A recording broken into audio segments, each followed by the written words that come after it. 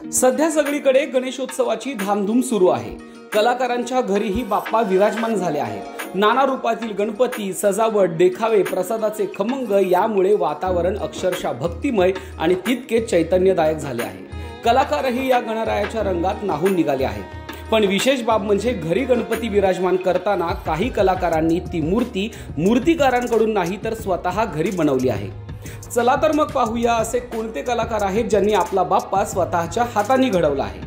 खरं तर आपल्या घरी विराजमान होणाऱ्या बाप्पाची मूर्ती आपणच घडवण्यात एक वेगळं सुख असतं आणि हाच अनुभव घेत यंदाच्या वर्षी अनेक कलाकारांनी स्वतःच्या गणेश मूर्ती घडवून यथासांग पूजा केली आहे।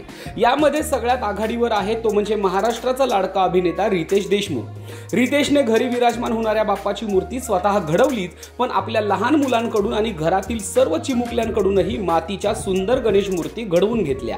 रितेशच्या या कामाचं सध्या खूपच कौतुक होत आहे।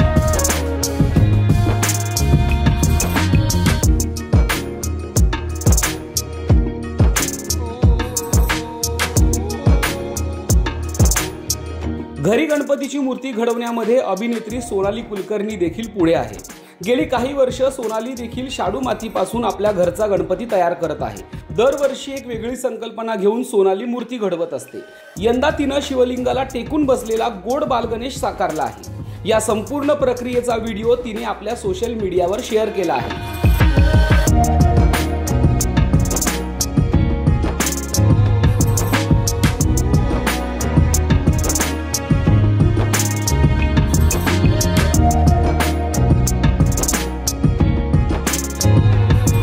नवरी मिळे हिटलरला या मालिकेतील प्रमुख कलाकार राकेश बापट देखील दरवर्षी घरीच गणपती साकारतो।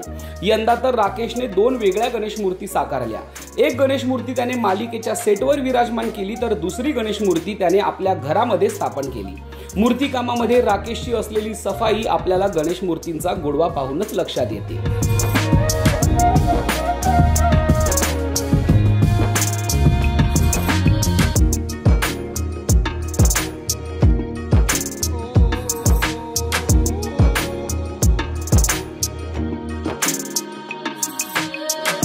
मराठी मनोरंजन विश्वातील मोस्ट टॅलेंटेड दिग्दर्शक म्हणून ओळखले जाणारे रवी जाधव देखील दरवर्षी बाप्पाची मूर्ती स्वतः घडवतात। यामध्ये पत्नी मेघना यांची त्यांना मोठी साथ असते। त्यामुळे जाधवांच्या घरी दरवर्षी इको फ्रेंडली आणि घरी तयार केलेला बाप्पा विराजमान होतो।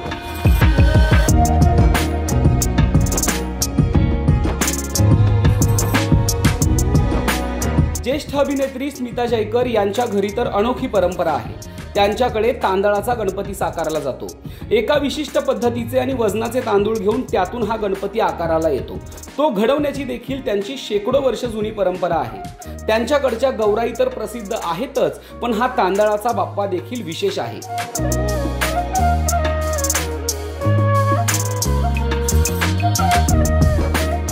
अभिनेत्री स्मिता तांबेकडे देखील गौरी गणपती दोन्ही असतात। गणपतीच्या पूजेसह गौराई जागवण्यापासून सर्व गोष्टी ती अगदी पारंपरिक पद्धतीने करते।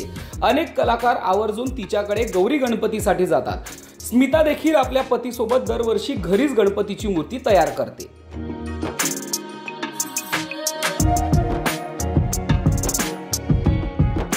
अभिनेता भूषण प्रधानसाठी यंदाचा गणेशोत्सव खास आहे। यंदा त्याने आपल्या नव्या घरी बाप्पाचे स्वागत केले।